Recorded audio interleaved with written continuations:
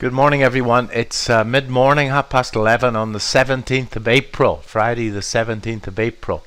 I'm looking at VectorVest UK, and as you can see, the short-term trend on VectorVest is up.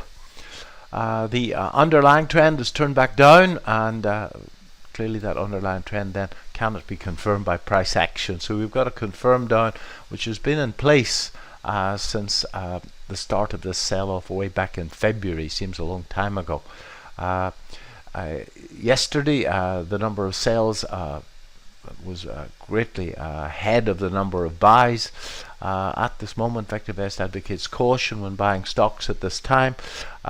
Nevertheless, the short-term trend is up day over day and week over week, and the short-term trend rising with some momentum. There's a little black star, I think you can see in the green light, which tells us that the price movement has been confirmed by the RT kicker, which is a measure of price momentum. I haven't done much since last week, but I'm still holding positions based on some short-term signals, the primary wave and the proprietary VectorVest medium-term timing system called the DEW. So let's just have a look at market timing itself. And that is the VectorVest composite, folks, the VectorVest proprietary index, which looks at all 2,200 companies that we follow on the London stock market in AIM. And those are the calls. That's the confirmed call last October, which ran through to February. And as you can see, there hasn't been a green triangle printed as yet. So conservative investors following our worry-free plan would be still sitting on their hands and plotting. Now down below I've got the buy-sell ratio, that's in red, and very importantly you can see that during this run-up, folks, in January and February, the buy-sell ratio was falling markedly. In other words, the market was rising on much less breadth, and that's not a good signal. Dr. Dolido calls it the canary, and certainly a sell signal that's preceded by this bearish divergence on the buy-sell ratio has to be taken very seriously, and that's exactly what happened. Now, the buy-sell ratio hasn't been able to get up at all. It's still sitting on a very low value of 0.13, so many more shares on a sell than on a buy. So this run-up has to be looked upon with suspicion. If you actually open up VectorVest US and have a look at some of the big tech stocks, for example, in this run-up over the last couple of weeks now on Apple, if you pull up that chart later today, you'll see that Apple has been rising on falling volume, which is never good. Nevertheless, it has been rising.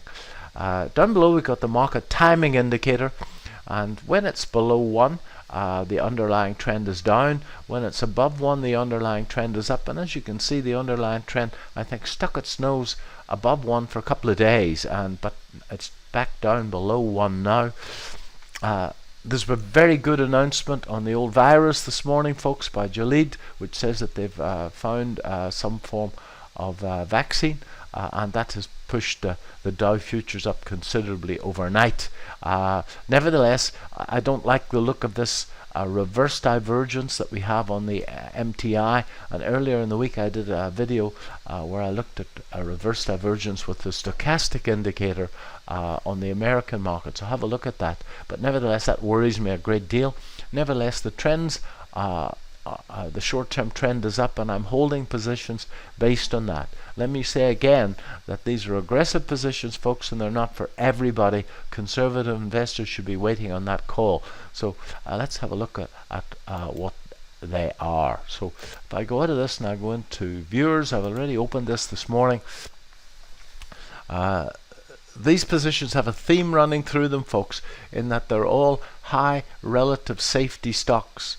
And that's a theme that I've been speaking about over the last few weeks. I think that under the very best circumstances, we're going to be in lockdown now in the UK up until the middle of June. And that's certainly going to stuff up earnings in many of these companies. So the companies that I want to be involved with are companies with very strong balance sheets, and relative safety measures that for me automatically. So all of these companies have got high relative safety, apart from one gold stock, where I felt that the strength in the gold price was worth taking a punt there, and it's done very well for me. So I've got Avon Rubber. I put up the chart. It's got it's earnings per share king, and it's done very well indeed. I've got Lion Trust. Games Workshop has done really well. The charts hasn't changed much since the start of the week. Now, what I have done is that I bought a little position in Crichton, and I've got the chart here. That's Crichton, folks, and as you can see, there's earnings per share moving up. This is over 5 years, and there's the trend line, and in the shares that I've looked at in the UK, shares that I've looked at in the US, the theme has been high relative safety and a pullback to this long-term trend line. Now, those of you that know me well will know that there has to be a fib there as well. I know that I confuse people by the fib they tell me, but nevertheless, if I put on a fib from there to there, it comes in at those lows, and it all come together, folks, at around 61% of that particular level. I don't think you need to look at the fib in any detail, but the trend line is really important indeed. When you see markets coming off trend lines, a really good trend line as well, 1 touch, 2 touch, 3 touches, that's a very proven trend line. And I'll be speaking about trend line construction in the new precision swing trading course that I'm helping with at VectorVest. There's 6 modules in it. I'm doing the first 2. So Crichton's I like the look of. I took a position a couple of days ago, and it's moving up quite nicely. The other share that I've taken a position in is Berkeley, and this share, again, that's a 10-year view, I think. Yeah, a 10-year weekly view. You can see exactly the same theme here. Relative safety in this is a little lower than on the rest of the stocks. It's 1.24, but this share has got a £1 billion sitting, and the gentleman who runs it's a very shrewd operator, and in the last crisis, way back in 2007, 2008, 2009, he was also cash rich, and in that period he went out and after that period, should I say, he went out and bought land at knockdown prices, and the rumours are that he's doing exactly the same thing at the moment. So I think that can do exceptionally well. If we have a look at this in a little bit more detail, we can see that it's come off that trend line and these old lows pretty much to the tick. Earnings per share has fallen a little bit over the last couple of years, but that's the Brexit debacle, I suppose.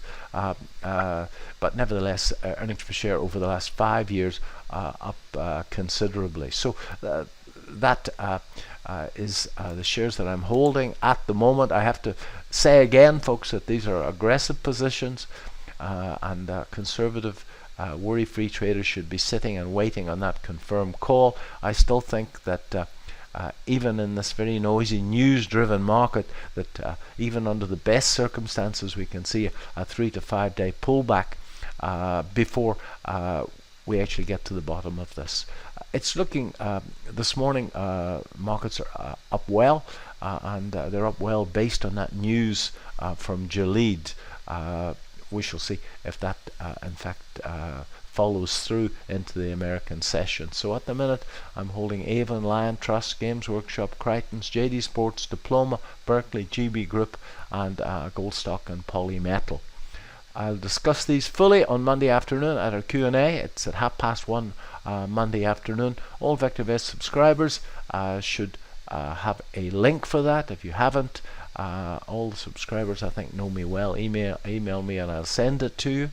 And if you would like a link, anybody that's not a VectorVest member, then email me Trader Davy, TraderDavy @gmail.com, and I'll send you that link. Happy to have you along for one. We would hope that after that you would take a 30-day trial in VectorVest. Thanks very much. I hope this helped. Bye bye.